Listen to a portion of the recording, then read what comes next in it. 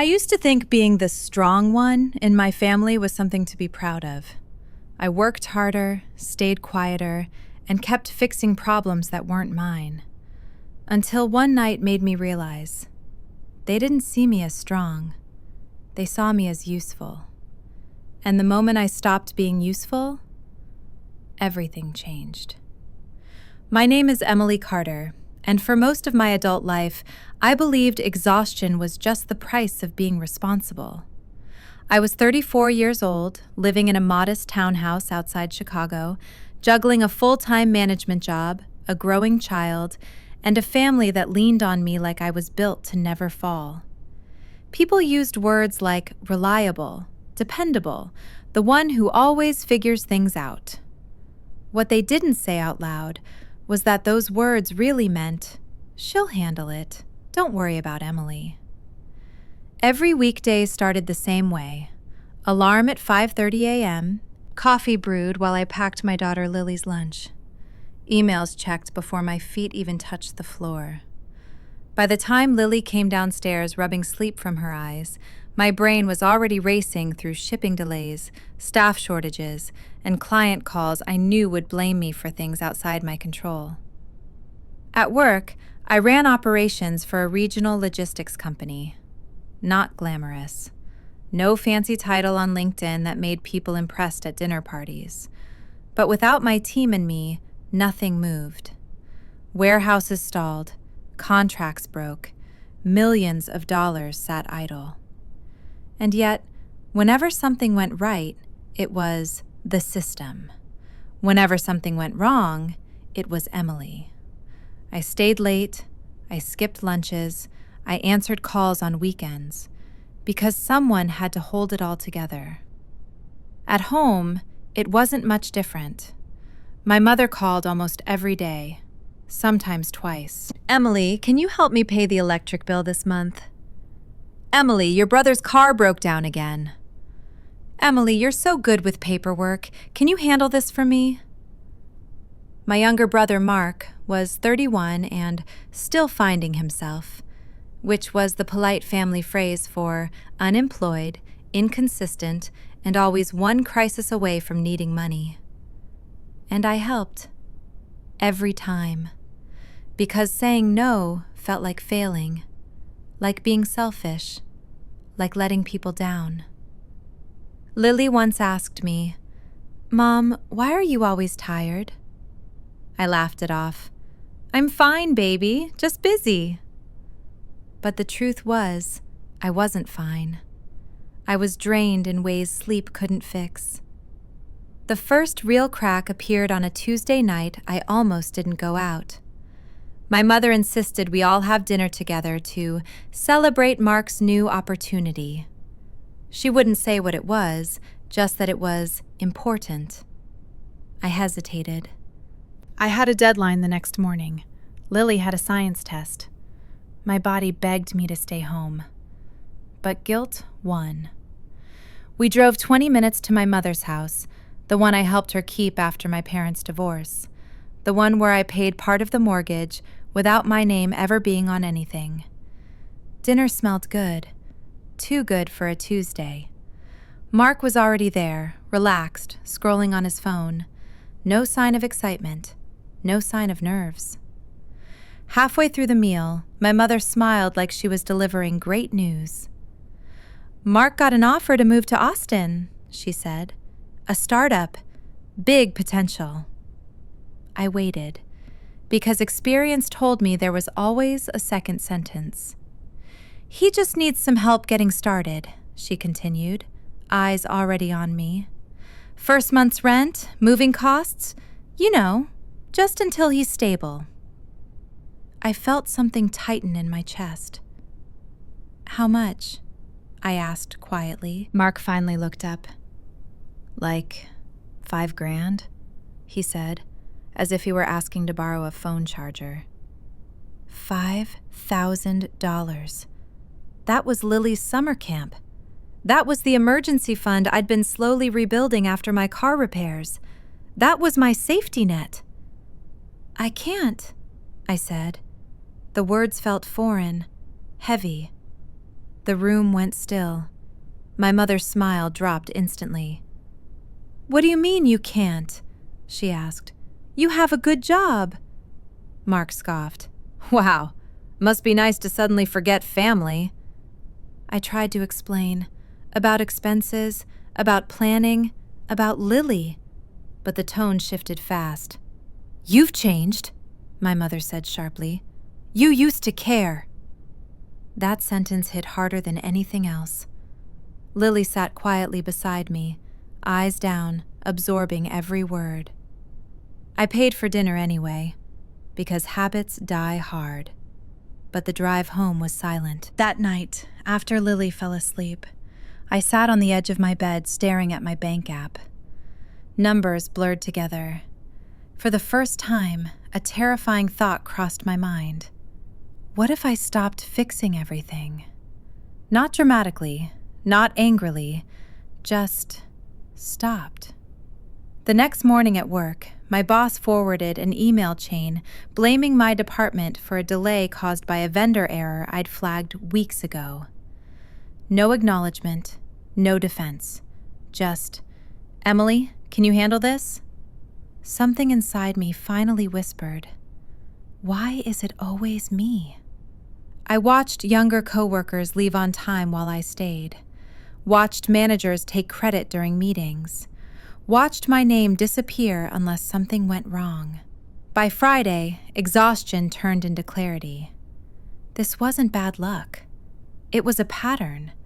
At work, at home, in every place where I had proven I could carry weight. People didn't step up around me. They leaned harder. And the more capable I became, the more invisible I felt. That weekend, Lily and I sat on the living room floor folding laundry. "Mom," she said softly, "are we poor?" The question broke me. "No," I said immediately, "but we're careful." She nodded, then added, "Uncle Mark doesn't seem careful." Out of the mouths of children. That night, after she went to bed, I made a list. Not of tasks, not of responsibilities, of boundaries. I didn't know yet how much my life was about to change. I just knew one thing for sure. If I kept living this way, I was teaching my daughter that love meant exhaustion, that family meant sacrifice without limits, that being a woman meant disappearing quietly. And I refused to pass that lesson on. Something had to stop, and soon. I didn't change everything overnight. That's the part people never talk about. They imagine empowerment as this clean moment, a speech, a decision, a door slammed shut. But real life doesn't work like that. Real life drags you forward while your old habits cling to your ankles. Monday morning came like it always did. I packed Lily's lunch, answered emails while brushing my teeth, dropped her off at school with a smile I practiced in the car. "Have a good day, Mom," she said. I promised I would. I lied. At work, the week exploded before noon. A key client threatened to pull their contract. A warehouse supervisor called in sick. 2 shipments missed their windows. I fixed all of it, quietly. By 6:47 p.m., I was still at my desk when my boss walked by. "Burning the midnight oil again?" he joked. "Appreciate you, Emily." No raise, no backup, just appreciation. That night, my mother called. I didn't answer. The phone rang again, and again. Finally, I picked up. "What's wrong?" she snapped, already irritated. "Mark needs the money by Friday." "I said I can't," I replied, steady but tired. There was a pause, then the disappointment sharpened. "So you're really going to let your brother struggle?" I closed my eyes. "He's choosing to move," I said. "I'm choosing to take care of my child." Her voice hardened. "You've always been selfish deep down," she said. "Your father was right about you." That one hurt, because my father used to say the same thing when I left my marriage. Selfish, difficult, too much. I hung up without saying goodbye. My hands were shaking. The next few weeks blurred together. At work, pressure increased. At home, tension grew. Mark started texting instead of calling. "Just checking in. Any update? Mom's really stressed." I stopped responding. That silence came at a cost. My mother showed up unannounced one Saturday morning. Lily was at the kitchen table, working on a school project. My mother didn't even say hello. "I raised you better than this," she said the moment she walked in. "Family helps family." I felt Lily stiffen beside me. "Not like this," I replied. "Not at the expense of my child." My mother scoffed.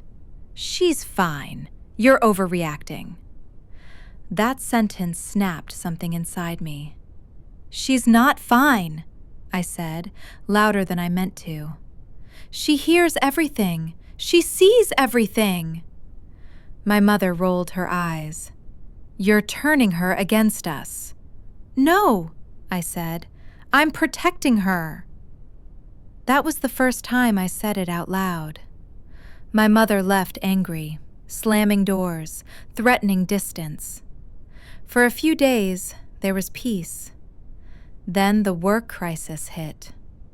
My boss called me into his office late one afternoon. "We're restructuring," he said casually. "Nothing to worry about." I knew that tone.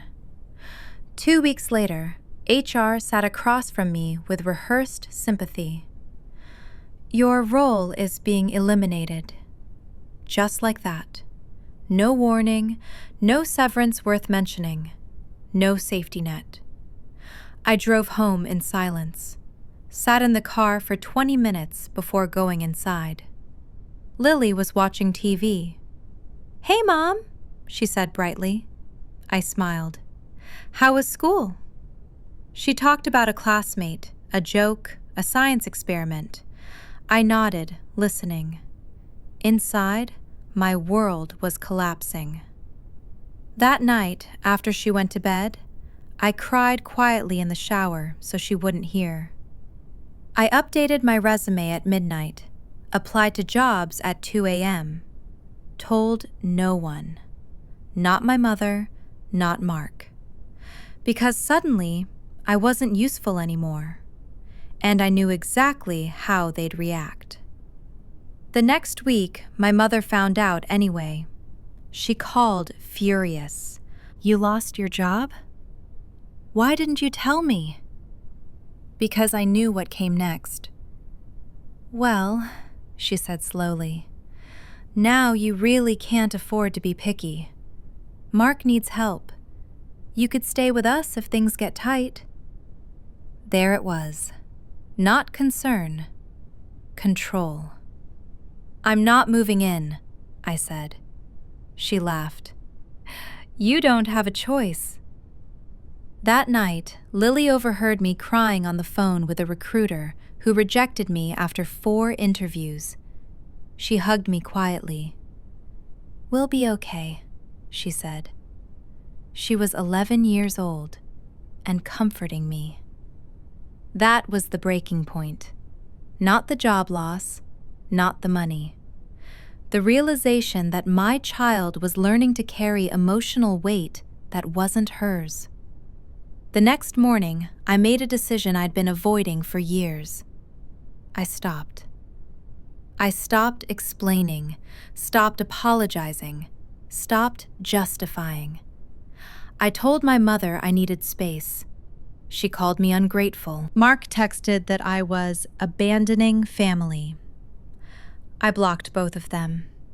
The guilt was immediate and crushing. But underneath it, relief. For the first time in years, my energy wasn't being siphoned away. The weeks that followed were terrifying. Savings dwindled, rejections piled up. But something strange happened. People showed up. A former coworker connected me with a consulting gig. A neighbor offered after-school help with Lily. I slept again. I started eating full meals. And I noticed something else. Without my constant fixing, my family struggled. Mark didn't move to Austin. My mother complained about bills. They survived. Without me. That truth changed everything. One afternoon, Lily asked, "Are you happier now?" I thought about it. "I'm calmer," I said. She smiled. "I like calmer you." So did I. I didn't know yet what the future held, but I finally understood this. I wasn't failing them. I was choosing myself. And that choice was about to cost and give more than I ever imagined. Losing everything at once has a strange effect on you. It strips away the noise. When you don't have a job title to protect, or extra money to smooth things over, or emotional energy to manage other people's feelings, you're forced to look at the truth. And the truth was this: I had been surviving, not living. For years, my life had been one long reaction. Someone needed help, I stepped in. Something broke, I fixed it. A problem appeared, I absorbed it. But I had never stopped to ask myself a simple question. What am I actually good at? Not what I tolerated, not what I endured, what I excelled at. That question followed me everywhere. On morning walks after dropping Lily at school, in the quiet afternoons when I applied for jobs and heard nothing back, late at night, staring at the ceiling, calculating how many months my savings could last. I realized something uncomfortable. I didn't just work in operations. I was operations. I had built systems from chaos. I had solved problems executives didn't want to touch. I had managed people, crises, budgets, and timelines under pressure, calmly. And I had done it while raising a child alone. That wasn't just experience, that was expertise. So I stopped applying for jobs that treated me like a replaceable cog, and I started thinking like a business owner. The first step wasn't confidence, it was clarity. I wrote everything down. What I knew how to do, what companies constantly failed at, what people always came to me for when things went wrong. Then I reached out, quietly. Former colleagues, clients who trusted me. A manager who once told me, "If I ever leave corporate, I'm calling you first." No announcements, no LinkedIn posts about exciting new chapters. Just honest conversations. "I'm consulting now," I said. "I help teams fix operational bottlenecks." Some said no. A few said maybe. One said yes. It was a 3-month contract, modest pay, no guarantees. But it was mine. The first invoice I sent felt surreal. Not because of the money, but because no one questioned my value. They hired me because they needed me. At the same time, I made another decision, a harder one. I stopped chasing my family's approval. I didn't explain why I blocked them. I didn't argue my boundaries. I let them sit with the silence they'd always feared. And slowly, something unexpected happened. The guilt loosened its grip. Not all at once, but enough for me to breathe. Lily noticed the difference. "You don't look scared anymore," she said one night as we ate dinner on the couch. I smiled. "I still am. I admitted. Just not of the same things. The consulting work grew. One client turned into two into referrals. I learned how to say no to bad fits, to underpaying offers, to people who wanted access without respect. Each no made the next yes stronger. And then the message came from my brother. I hadn't heard from him in months. "Mom's having a hard time. She misses you." I stared at the screen. In the past, that would have crushed me. This time, I felt steady. I didn't respond. A week later, my mother called from a different number. I almost didn't answer. Almost.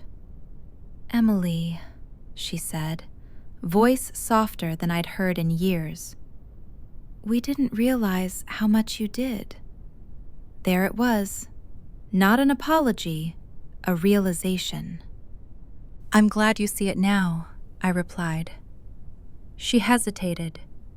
"So, can we talk?" I thought about Lily, about the nights I cried quietly, about the years I disappeared to keep everyone comfortable. "Yes," I said, "but not the way it used to be." She didn't like that, but she accepted it, because for the first time, I wasn't asking, I was informing. That was my real plan. Not revenge, not proving anything, just redefining access. At work, I formalized my business, registered the LLC, built a simple website, set rates that scared me a little. I stopped working nights unless it was an emergency. I picked Lily up from school without checking my phone.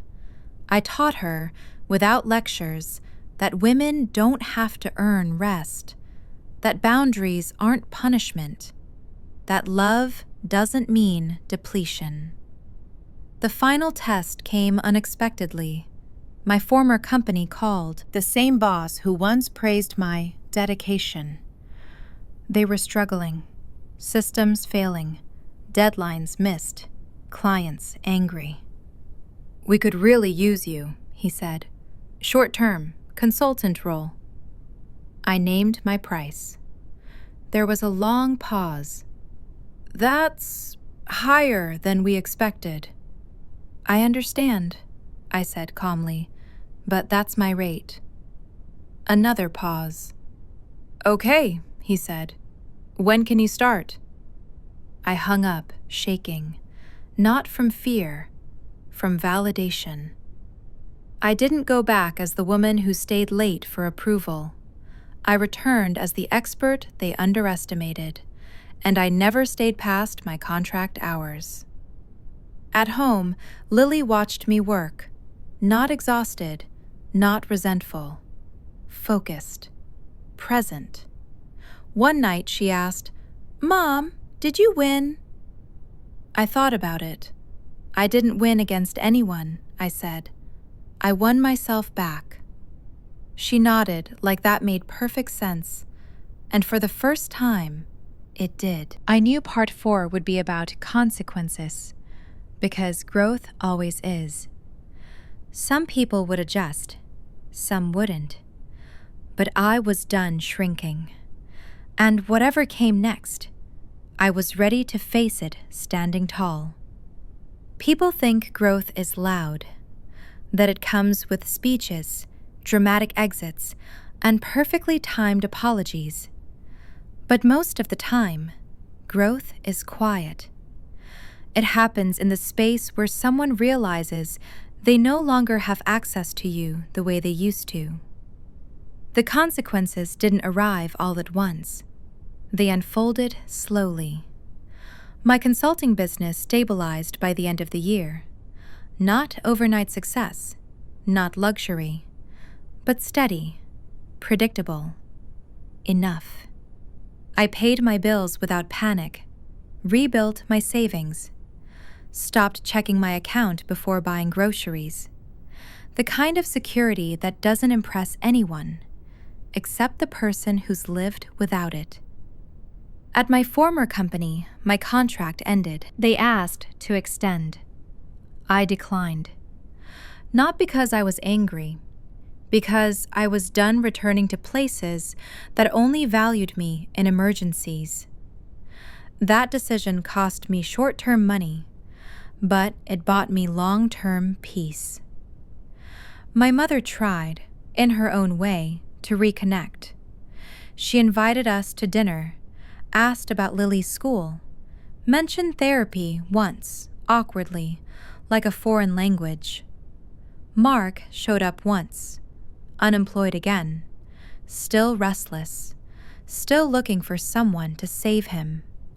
He asked for help, not money, advice. I gave him what I could, words, not resources. He didn't like that. Some people don't want guidance. They want relief. I stopped offering relief. And that was the karma. Not punishment. Reality. My mother struggled more without my constant support. Not because she was incapable, because she had never been forced to adapt. Eventually, she did. Or didn't. That wasn't my responsibility anymore. What surprised me most was how my world expanded once I stopped centering people who drained me. I made friends, real ones, women who didn't need me to be strong all the time, who asked questions and listened to answers. Lily thrived. She laughed more, talked more, stopped apologizing for existing. One afternoon, I overheard her tell a classmate, "My mom runs her own business." No embellishment, no insecurity, just fact. That moment meant more to me than any paycheck. The real reward wasn't financial, it was internal. I trusted myself. I no longer felt guilty for resting, or saying no, or choosing ease. And that changed how people treated me. Because when you stop negotiating your worth, others stop trying to bargain. The final confirmation came quietly. I was sitting at the kitchen table one evening, working, when Lily asked, "Mom, if someone makes you feel bad for helping yourself, does that mean you're wrong?" I thought carefully. "No," I said. "It means they were benefiting from you not helping yourself." She nodded. "Okay," she said. "Just checking." That was the message, the one I wish someone had given me years earlier. You are not selfish for protecting your energy. You are not cruel for enforcing boundaries. You are not failing your family by refusing to be consumed by them. You can love people deeply and still choose distance. You can be kind without being available. You can be strong without being sacrificed. My life now isn't perfect, but it's mine, and that makes all the difference. If you're watching this and you feel tired in a way sleep won't fix, if your strength has become someone else's entitlement, if you're afraid that choosing yourself will cost you everything, let me tell you the truth. It will cost you something, but what you gain will finally belong to you, and that is worth it.